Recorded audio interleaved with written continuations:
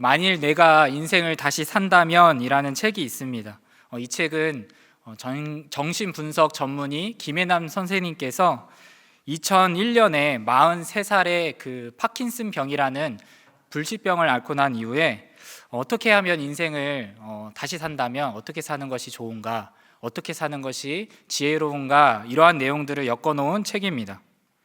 이 책의 내용 중에서 저의 시선을 끈 내용은 회복 탄력성을 언급하는 부분이었습니다. 회복 탄력성이 무엇이냐면 힘든 상황에 맞닥뜨렸을 때 그 스트레스를 압도당하는 게 아니라 그 스트레스를 이겨낼 수 있는 힘이 회복 탄력성이라고 말합니다. 그러면서 한 연구를 예시로 제시하는데요, 살바토레 메디라는 미국의 심리학자가 한 회사가 부도의 위기로 문을 닫자 그 회사의 직원 430명을 대상으로 스트레스 연구를 했습니다. 그때 직원들 대부분이 어떻게 되었냐면 심리적인 공황 상태에 빠지고 이혼을 하거나 심장마비 그리고 뇌졸중 등으로 쓰러지는 등 많은 어려움을 겪었습니다. 그런데 놀랍게도 직원의 3분의 1은 그 전과 비교해서 크게 달라지지 않았다고 합니다. 이 사람들은 건강도 잘 유지하고 해고를 당한 뒤에도 곧바로 다른 일자리를 얻었습니다. 그래서 도대체 이러한 차이가 어디에서 나오는가 살펴보았더니 이 회복 탄력성에서, 회복 탄력성이 뛰어난 사람은 그 스트레스에 압도되지 않고 그것을 이겨낼 수 있는 힘을 갖고 있다는 것을 연구에서 발견했습니다. 누구나 살면서 겪는 고난을 잘 받아들이고 오히려 그것을 성장의 기회로 삼거나 혹은 고통을 이겨나가는 법을 배우는 사람들이 회복 탄력성이 뛰어난 사람들의 특징이라고 합니다. 제가 책에서 이러한 내용들을 읽는데 어떤 생각이 들었냐면 이 똑같은 원리가 우리의 신앙생활에도 적용된다는 생각이 들었습니다. 우리가 건강하게 신앙생활한다는 것은 삶에 있어서 고난이 전혀 없는 것을 의미하지 않습니다. 스트레스가 없고 걱정이 없고 염려가 없는 것을 의미하지 않습니다. 우리가 건강하게 신앙생활한다는 것은 삶의 스트레스나 고통, 고난이 여전히 있지만 그것을 극복할 수 있다는 그 희망, 그 소망을 갖고 살아가는 것이 건강한 신앙생활입니다. 여러분, 실제로 예수님을 믿고 난 이후에 여러분들의 인생은 그 전과 그 후가 어떻게 달라지셨습니까? BC와 AD 사이에 어떻게 달라지셨습니까? 물론 좋아지신 분도 있겠지만 이전보다 더 큰 어려움을 겪는 분들도 우리의 현실 속에 분명히 있습니다. 갑작스러운 암의 소식, 사업의 부도, 가정의 깨어짐 등 예상치 못했던 고난이 찾아올 때가 있죠. 이런 측면에서 삶을 바라본다면 여러분, 예수님을 믿는 우리나 예수님을 믿지 않는 사람들이나 동일한 고난을 겪는다는 점에서 평등합니다. 하지만 어떤 차이가 있을까요? 아까 제가 회복 탄력성이 뛰어난 사람들에 대해서 얘기했는데 세상 사람들 중에서도 그것이 뛰어난 사람들이 있습니다. 이 사람들은 어떻게 그것을 이겨내느냐? 자아의 굳건한 의지, 뭔가 의지가 되게 굳건한 분들 있잖아요. 우리가 매해 새해 계획 세운 거 여러분 잘 실천하고 있습니까? 다이어트 여러 가지 이렇게 딱 결심했어 했는데 어떤 사람들은 그거를 굳건한 의지를 갖고 실천하는 사람이 있다면 그렇지 못한 사람들이 있는데 세상 사람들 중에서도 그런 굳건한 의지를 갖고 긍정적인 사고를 갖고 회복 탄력성이 뛰어난 사람들이 있다면 우리 그리스도인들은 자아로부터 그것을 얻지 않습니다. 누구로부터 얻습니까? 나를 창조하시고 여전히 살아계셔서 나를 돌보시는 그 하나님을 믿는 믿음 안에서 우리의 회복이 있다는 것입니다. 기도하기 이전에는 절망으로 나왔는데 상황은 전혀 달라지지 않았습니다. 그런데 기도하고 난 이후에 소망으로 돌아가는 것이 우리의 신앙생활에서 일어난다는 것입니다. 제가 이런 말씀으로 설교를 시작하는 이유는 오늘 본문 말씀이 이 원리를 잘 보여주고 있다고 생각하기 때문입니다. 비록 우리가 시편 42편만 읽었지만 저는 43편도 하나의 시로 보려고 합니다. 많은 학자들이 42편과 43편을 하나의 시로 추정합니다. 그 근거는 두 가지인데 하나는 동일한 후렴구가 있다는 것이고 두 번째는 43편에 표제 제목이 없다는 것입니다. 그렇다면 오늘 본문의 주인공 시인은 어떤 상황 속에 있습니까? 굉장히 절망적인 상황 속에 있습니다. 1절에서 이것을 단적으로 잘 표현하고 있습니다. 하나님이여, 사슴이 시냇물을 찾기에 갈급한 같이 내 영혼이 주를 찾기에 갈급하니이다. 그 찬양 있잖아요. 여기까지만 하겠습니다.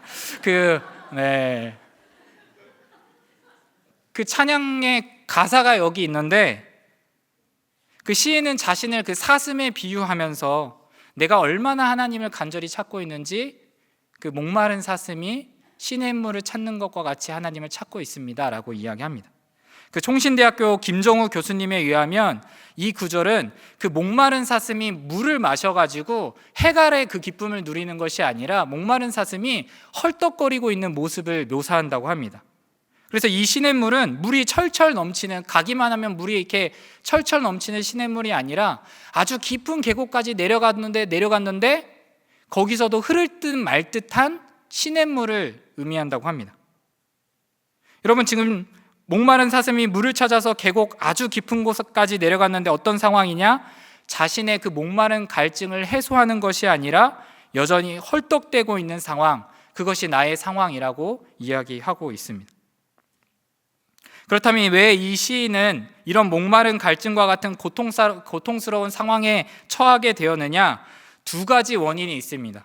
첫 번째 원인은 그 사람들의 조롱입니다. 42편 3절 말씀입니다. 사람들이 종일 내게 하는 말이 내 하나님이 어디 있느냐 하오니 내 눈물이 주야로 내 음식이 되었도다. 여러분, 지금 시인 주변의 사람들이 무엇이라고 이야기하냐면 너의 하나님은 어디 있느냐라고 말하는데, 사실 이것은 그냥 단순한 질문이 아니라 비웃음이고 조롱이고 빈정거림입니다. 네가 믿는 그 하나님 어디 있느냐? 네가 예수 믿는다라고 했는데 너의 처한 환경을 봐라. 너의 인생은 너무 비참하지 않냐? 다 깨어지지 않았냐? 너는 하나님께 버림받은 인생 아니냐라는 그 조롱이죠. 그래서 이 사람들의 정체를 좀 더 구체적으로 시인은 9절과 10절에서 말하는데 원수이자 대적이라고 얘기합니다. 10절만 읽겠습니다. 내 뼈를 찌르는 칼같이 내 대적이 나를 비방하여 늘 내게 말하기를 내 하나님이 어디 있느냐 하도다. 여러분, 손가락으로 옆 사람의 옆구리를 쿡 찔러도 우리가 굉장히 아프지 않습니까? 그 어린아이나 성인이나 다 아픈데 여러분, 칼로 뼈를 찌른다고 한번 생각해 보십시오. 근데 종일, 한 번만이 아니라 종일 조롱의 말을 하는데 너가 믿는 하나님 도대체 어디 있느냐? 여러분, 우리가 분명히 고난을 당하면 내가 처한 상황 때문에 힘들 때도 있지만 그 사람들의 시선 때문에 힘든 순간이 있다는 거 알고 계십니까? 나는 이제 겨우 어떻게든 버텨서 낭떠러지에 떨어지지 않고 그 절벽 끝에 서 있는데 나를 바라보는 그 사람들의 시선, 눈빛, 그 말, 그거에 상처받아가지고 나를 확 밀어버리는 것 같은 그 사람들의 말 때문에 더 고통을 겪는 순간이 있다는 거 여러분 알고 계십니까? 그래서 이 시인은 내 눈물이 주야로 내 음식이 되었도다라고 탄식합니다. 여러분, 사슴이었잖아요. 물을 원했습니다. 근데 뭐가 주어졌습니까? 내 눈물이 음식이 되었습니다. 여러분, 눈물을 먹으면 짜죠? 네, 갈증이 해소되지 않습니다. 오히려 그 눈물로 베개를 적시는 그 물이 갈증을 심화시키죠.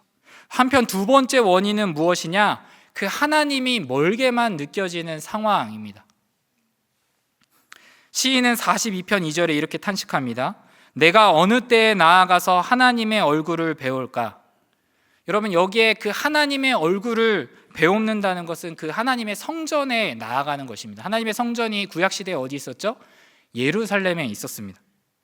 본래 이스라엘 남자들은 1년에 3번 예루살렘 성전에 나아가는 일이 있었습니다. 시인도 4절을 참고할 때 과거 사람들과 함께 그 성전에 나아갔던 그 기쁨의 추억이 있었습니다. 하지만 현재는 어떻습니까? 전혀 하나님께 나아가지 못하기 때문에 고통을 느끼고 있습니다. 그러면 지금 시인은 어디 있느냐? 6절에 나와 있듯이 요단 땅과 헤르몬과 미살산에 있습니다.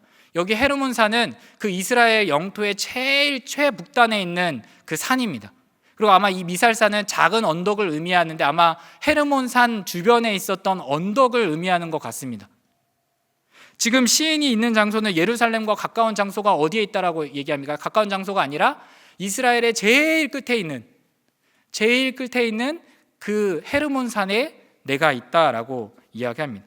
그러므로 이 시인이 진짜 물리적으로 내가 도저히 하나님의 성전에 나아갈 수 없는 마치 유배를 당한 것 같은 그런 상황인지, 아니면은 몸으로는 갈 수 있지만 심리적으로 영적으로 내가 하나님과 도저히 가까워지지 않는 것 같은 멀게만 느껴지는 상황인지 우리가 정확하게 알 수는 없어도 분명한 것은 무엇입니까? 이 시인이 하나님이 멀게만 느껴져서 고통을 느끼고 있다는 것입니다.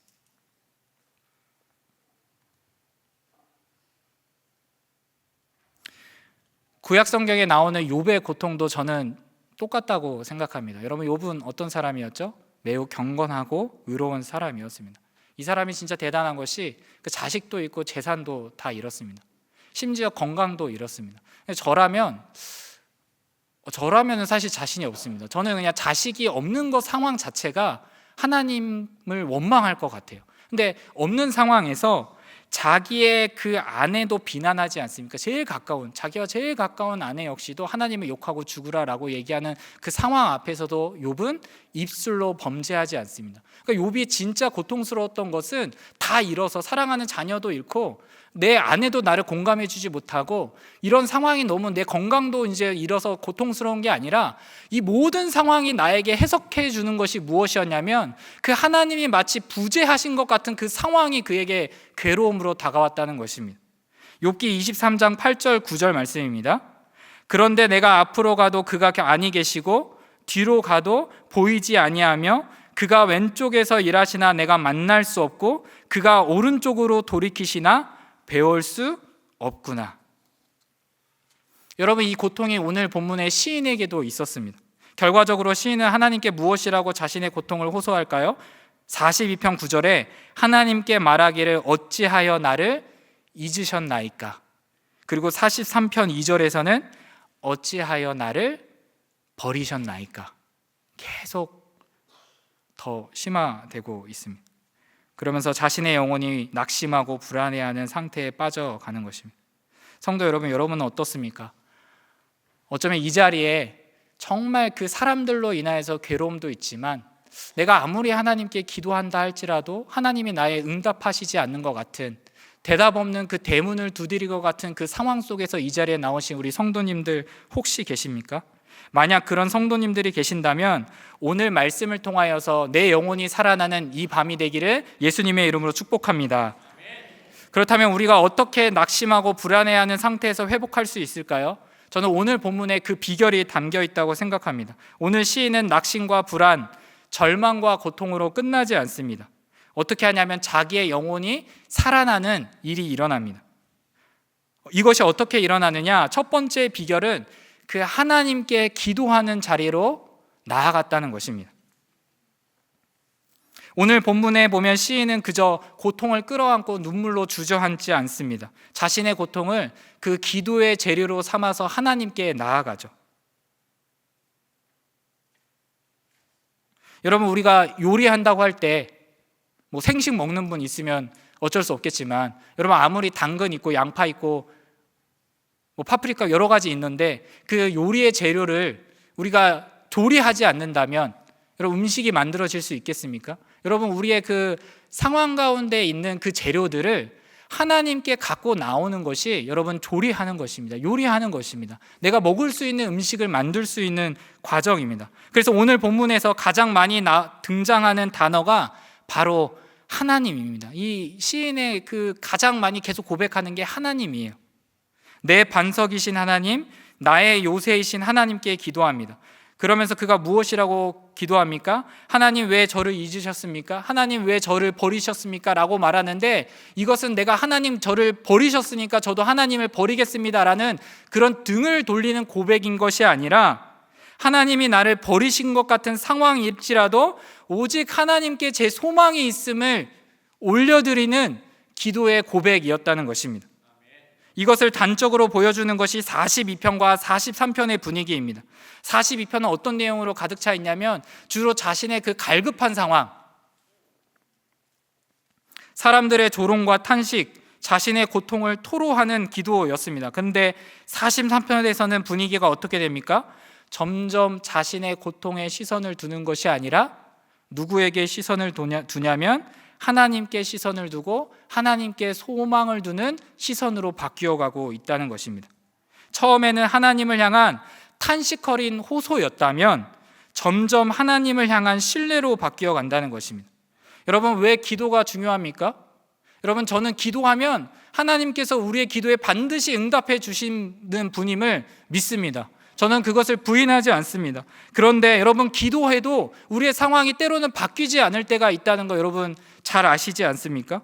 물론 우리가 기도하면 하나님께서 상황을 바꾸어 주시기도 하지만 여러분, 기도의 자리가 중요한 것은 우리의 상황이 바뀌고 나의 환경이 바뀌고 내가 형통하게 되고 뭔가 잘 되고 이런 것이 아니라 상황은 바뀌지 않더라도 하나님의 그 신뢰하는 마음으로 우리의 마음이 변화되는 자리이기 때문에 기도가 중요한 것입니다. 여러분, 우리 옛자는 계속 고꾸라집니다. 어딜 보게 만듭니까? 나의 현실을 보게 만듭니다. 여러분, 그런데 우리가 기도의 자리에 나오면 어딜 바라보게 됩니까? 하늘을 바라보게 되고 하나님께 소망을 두는 자리로 변화된다는 것입니다. 오늘 본문도 한번 보십시오. 상황이 달라졌다는 것은 전혀 보이지 않습니다. 단지 무엇이 바뀌었습니까? 그의 탄식이 하나님을 향한 신뢰로 바뀌었다는 것입니다. 이것이 우리의 영혼을 살리는 비결입니다. 저는 이 말씀을 묵상하는데 사무엘의 어머니 한나가 떠올랐습니다. 여러분, 한나는요 자녀가 없는 여자였습니다. 당시 세계 그 문화권에서 자녀가 없다는 것은 여러분 여성으로서의 그 존중과 정체성을 인정받기가 어려운 시대였습니다. 실제로 숫자에도 넣지 않았지 않습니까? 여성들은 성인 남성들만 넣었으니까. 뭐 요즘이야 자녀 낳으려고 해도 잘 안 나는 경우도 있으니까 어쩌면은 여러분 우리의 시각으로는 좀 더 이해하지 못할 수도 있지만 그 당시의 문화권에서는 굉장히 고통스러운 일이었습니다. 또한 분인나라는 여자 있지 않았습니까? 우리가 다락방 공과에서 분인나 나누고 그랬잖아요. 근데 이 분인나라는 여자가 한나를 조롱하고 괴롭히는데 사무엘상 1장 6절에 보면 여호와께서 그에게 임신하지 못하게 하심으로 그의 적수인 분인나가 그를 심히 격분하게 하여 괴롭게 하더라.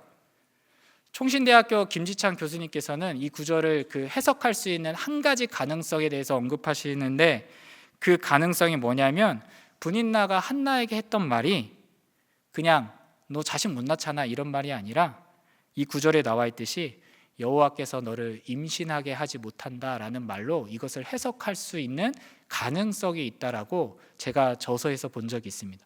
여러분, 그러면 완전히 바뀌죠. 넌 그냥 자식 못 낳잖아 라는 게 아니라 너는 하나님께 버림받은 여자야. 너는 하나님께 축복받지 못한 여자야. 하나님이 너에게 임신하지 못하도록 하셨어. 만약 그렇게 해석한다면 여러분 한나의 고통은 그냥 단순한 고통이 아니라 그냥 자식이 없어서 고통스러운 게 아니라 하나님이 나를 기억해 주시지 않는 것 같아서, 하나님이 나를 멀리하는 것 같아서, 하나님이 나를 버리신 것 같아서 고통스러운 것입니다. 그래서 한나는 여호와께서 나에게 자식을 주지 않는다는 마치 하나님이 나를 축복해 주시지 않는 것 같은 그 소외가 그녀를 더욱 고통스럽게 했다는 것입니다. 그래서 한나는 울고 먹지 않았습니다. 그녀는 마음이 슬픈 여자였죠. 그런데 그녀의 놀라운 점이 무엇입니까? 그녀는 그 자신의 고통을 하나님께 기도하는 자리로 갖고 나아갔다는 것이죠. 여러분, 다락방 공과에서 했을 때, 여러분 분인나에 대해서 생각했을 때, 여러분 교회 안에 엘리에 대해서 묵상했을 때, 여러분 그 기도의 제목을 놓고 기도의 자리에 나아가셨습니까? 또 동시에 내가 혹시라도 한 영혼에게라도 내가 분인나와 같이 엘리와 같이 행한 것은 아닐까라는 여러분 그런 돌아봄이 있으셨습니까? 사무엘상 1장 10절에 한나가 마음이 괴로워서 여호와께 기도하고 통곡하며, 저는 이 그림을 상상할 때 좀 많이 상상해 보거든요. 도대체 한나가 어떻게 기도했기 때문에 그 엘리 제사장이 술 취한 여자라고 했을까? 제가 어떻게 해야지, 제가 어떻게 해야 막 설교자가 미쳤다, 쟤 술 마셨나 보다 이렇게 생각하는지 모르겠는데, 아무튼 도저히 알아들을 수 없는 그 외계인, 막 눈물 콧물 쏟으면서 우리가 상상하기가 도저히 힘들 정도로 저 여자는 기도하는 게 아니라 미쳤구나, 저 여자는 술 취했구나, 이성을 상실했구나 할 정도로 이 한나가 기도하는데, 여러분 한나가 왜 기도했습니까? 그 하나님께 소망이 있다는 것을 알았기 때문입니다. 그래서 자신의 마음을 하나님께 쏟아 부었습니다. 여러분 오늘 본문의 시인도 자세히 보면 환경 탓하지 않습니다. 여러분 사람들을 비방하지 않습니다. 그는 자신의 영혼에게 말하고 하나님께 호소하죠.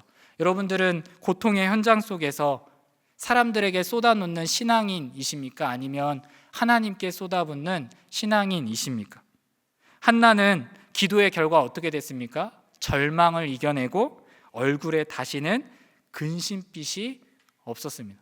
저는 한나가 내가 기도했더니 분명히 하나님이 자식을 주실 거야 라고 해서 확신했기 때문에 근심이 없었던 것이 아니라, 내가 하나님께 모든 마음을 다 쏟아부었더니 나의 기도하기 이전과 기도하기 이후의 모습이 달라지지 않았지만 하나님께서는 내게 소망을 회복시켜 주시는 그 자리가 기도의 자리였기 때문에 그녀에게 다시는 근심빛이 없었다라고 저는 믿습니다. 성도 여러분, 우리도 마찬가지입니다. 여러분 혹시 절망의 낭떠러지에 있는 것 같은 성도님들 계십니까? 사업이 너무 힘들어서 우리 가정을 위해서 내가 열심히 그렇게 기도하는데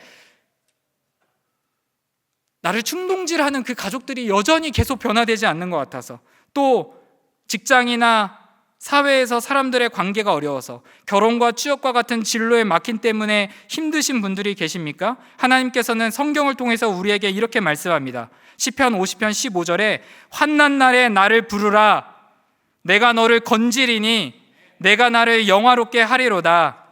그러므로 여러분, 기도의 자리에 나아가는 우리 모두가 되었으면 좋겠습니다. 우리의 마음을 쏟아놓는 이 밤이 되었으면 좋겠습니다. 그래서 기도의 자리를 통해 낙심하고 불안해하는 내 영혼이 살아나는 그런 은혜를 경험하시는 예배의 자리가 되기를 예수님의 이름으로 축복합니다.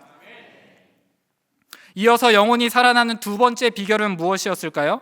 두 번째 비결은 그 자신의 영혼에게 진리를 선포했다는 것입니다. 42편과 43편에 반복되는 구절이 있습니다. 42편 11절에 내 영혼아 내가 어찌하여 낙심하며 어찌하여 내 속에서 불안해하는가, 너는 하나님께 소망을 두라. 나는 그가 나타나 도우심으로 말미암아 내 하나님을 여전히 찬송하리로다. 여러분 여기에서 참 재미있는 게 무엇입니까? 그 시인이 말하는 대상이 자기 영혼이라는 거예요. 스스로에게 무엇이라고 말합니까? 진리를 선포합니다. 너 어떻게 왜 계속 네 속에서 그렇게 불안해하니? 어떻게 네 속에서 그렇게 낙심하니? 하나님께 소망을 두어야 하지 않겠니? 라고 자신의 자아에게 계속 얘기하고 있다는 것입니다. 로이드 존스 목사님이 이 부분에 대해서 이렇게 말씀합니다. 조금 긴데 제가 말씀드리겠습니다. 우리가 살면서 겪는 불행 대부분은 우리가 자신에게 말하는 대신 자신에게 귀 기울이기 때문에 일어난다. 아침에 눈을 뜨는 순간 당신의 머릿속을 스치는 생각들을 떠올려 보라. 당신은 원하지 않았지만 그 생각들은 당신에게 말을 걸고 어제의 골치 아픈 문제들을 상기시킨다. 당신에게 말을 거는 이 사람은 누구인가? 바로 당신의 자아이다. 이제 시인이 처리하는 방식을 보자. 그는 자아가 말하도록 두는 대신 그가 자아에게 말하기 시작한다. 그는 자신에게 묻는다. 내 영혼아, 내가 어찌하여 낙심하는가? 그의 영혼이 그를 낙심시키고 절망에 빠뜨렸기 때문이다. 그리하여 그는 일어나서 말한다. 자아여, 내가 말할 테니 잠시 내 말에 귀를 기울여 다오. 여러분 이 말이 무슨 말인지 여러분 아시겠습니까? 여러분 우리가 신앙생활을 겪다 보면 겪는 그 영적인 침체의 한 원인 중 하나가 바로 내 자아의 말, 내면의 소리에 귀를 기울이기 때문에 발생한다는 것입니다. 왜 그렇습니까? 그 나의 환경 때문에 좌절하고 나의 실패 때문에 절망하는, 이러니까 나는 안 돼, 저 사람은 되지만 나는 안 돼. 나는 불쌍한 사람이야. 하나님은 나 같은 사람에게는 관심조차 없으셔라는 그 내면에서 말하는 소리에 우리가 기울이기 때문에 영적인 침체에 빠져서 절망에서 헤어나오지 못한다는 말입니다. 따라서 로이드 존스 목사님은 우리가 영적인 절망에서 벗어나기 위해서 무엇을 해야 한다고 강조하시느냐? 우리 자신에게 복음을, 우리 자신에게 하나님의 말씀을, 우리 자신에게 하나님의 진리를 선포해야 한다라고 하는 것입니다. 저는 이것을 대표적으로 잘 보여주는 사람이 사도 바울이라고 생각합니다. 여러분, 사도 바울은 철인이 아니었습니다. 강인이 아니었습니다. 제가 믿기로 그 신앙의 위대한 위인들은 약자였고 약인이었지 강인이었기 때문에, 철인이었기 때문에 하나님께서 쓰신 사람들이 아니었습니다. 내가 곧 약할 때 강함이라고 고백하지 않았습니까? 사도 바울 역시도 염려가 없었겠다. 하나님이 그렇게 능력 있게 썼으니까 그 사람에게 힘든 일이 없었을 거나라고 생각하는 것이 아니라 그가 무엇이라고 고백하냐면 힘에 겹도록 심한 고난을 당하여 살 소망이 끊어진 적도 있었다라고 이야기합니다. 여러분, 그런데 이 사도 바울이 어떻게 끝까지 그 하나님이 주신 사명을 감당할 수 있었을까요? 그가 감옥에 다시는 갇히지 않았기 때문에, 그가 다시는 사람들의 조롱을 받지 않았기 때문에, 그가 뭔가 언어에 점조시 능통해지는 언어의 마술사가 되었기 때문이 아니라 로마서 8장 35절, 38절, 39절에서 말하기를 누가 우리를 그리스도의 사랑에서 끊으리요? 환난이나 공고나 박해나 기근이나 적신이냐 위험이랴 칼이랴. 내가 확신하노니 사망이나 생명이나 천사들이나 권세자들이나 현재일이나 장래일이나 능력이나 높음이나 깊음이나 다른 어떤 피조물이라도 우리를 우리 주 그리스도 예수 안에 있는 하나님의 사랑에서 끊을 수 없으리라. 여러분, 바울이 절망에서 빠질 때마다 자신의 영혼에게 무엇을 선포했을까요? 하나님의 사랑은 나를 절대로 버려두지 않는다. 하나님의 사랑은 이 환경의 어려움에 나를 내버려 두지 않는다. 내 영혼에게 계속 선포한 것이죠. 하나님의 사랑에서 나는 끊을 수 없다라고 선포한 것입니다. 오늘 본문의 시인도 무려 3번에 걸쳐서 이야기합니다. 녹아내리고 불안해하는 영혼에게 무엇이라고 얘기합니까? 내 영혼아, 내가 어찌하여 낙심하며 어찌하여 내 속에서 불안해하는가? 너는 하나님께 소망을 두라. 성도 여러분, 혹시 이 자리에 여러분 너무 염려하고 걱정 근심이 있어서 오신 분들 있습니까? 저는 그 염려를 느끼는 것 자체가 문제라고 생각하지 않습니다. 성경에서 보면 아무것도 염려하지 말고라고 돼 있잖아요. 만약 우리가 염려를 전혀 안 하는 상태에 있다면 그 구절이 없었지 않았겠습니까? 염려 자체는 느낄 수 있겠죠. 잠깐 순간적으로 경험할 수 있겠죠. 교통사고로 당했는데 하하하 이러면 그거 말이 안 되잖아요. 네, 염려할 수 있죠. 여러분, 갈멜산에서 위대한 승리를 경험하고 빗속을 달렸던 그 엘리야가 그 뒤에 어떤 일을 겪었는지 여러분 잘 아시죠? 극심한 영적인 침체를 겪었습니다. 그는 죽여달라고 하나님께 이야기했죠. 엘리야의 문제가 무엇이었습니까? 하나님의 진리를 자기에게 선포하지 못했다는 것입니다. 하나님께서 능력이 없으시기에 내가 이런 신세에 처한 것이 아니라 하나님께서는 내가 알지 못하는 또 다른 계획을 갖고 계시다는 그 진리를 선포하지 않은 것이 문제였습니다. 여러분, 우리 인생도 마찬가지라고 생각합니다. 제가 이 말씀 묵상하는데 여러분, 우리의 인생은 실패할래야 실패할 수 없는 인생입니다. 내가 아무리 내 인생을 망가뜨리려고 해도 내 인생은 망가질 수 없습니다. 왜냐하면 내 인생을 사신 분이 누구십니까? 바로 예수 그리스도이십니다. 우리는 본래 파산한 인생이었습니다. 그냥 좋은 집에서 안 좋은 집을 간 수준이 아니라 완전히 복구할 수 없는 영적인 파산 상태였는데 사랑이신 예수님께서 우리를 위해 자신은 죽으시고 우리를 살려주신 인생이 우리라는 것입니다. 그런 우리에게 우리는 절대로 소망을 잃을 수 없습니다. 그 부활의 능력이 무엇이었습니까? 모든 두려움을 몰아내는 생명의 빛이다.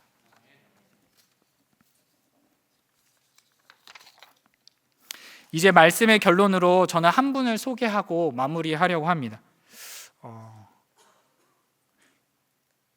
TV 프로 얘기해도 되는지 잘 모르겠는데 유띠띠띠 뭐 그 프로 블ог TV 프로그램에 그 지선아 사랑해로 유명한 이지선 교수님이 나온 것을 본 적이 있습니다. 2000년 7월 30일에 23살 나이에 음주운전자의 교통사고로 인해 전신 55%의 3도 중화상을 입고 그 이후 무려 40번이 넘는 수술을 한 분이죠. 제가 알기로 우리 교회 첫 번째 간증자로 초대 받으신 적도 있다고 들었습니다. 근데 이분이 하시는 말씀이 두 가지가 인상 깊었는데, 하나는 희망의 힘이었습니다. 자기가 너무 힘들 때 무엇으로 그 절망을 이겨낼 수 있었느냐, 낙심을 이겨낼 수 있었느냐, 나를 여전히 사랑하는 그 가족, 친구의 눈빛을 통해서 회복할 수 있었다.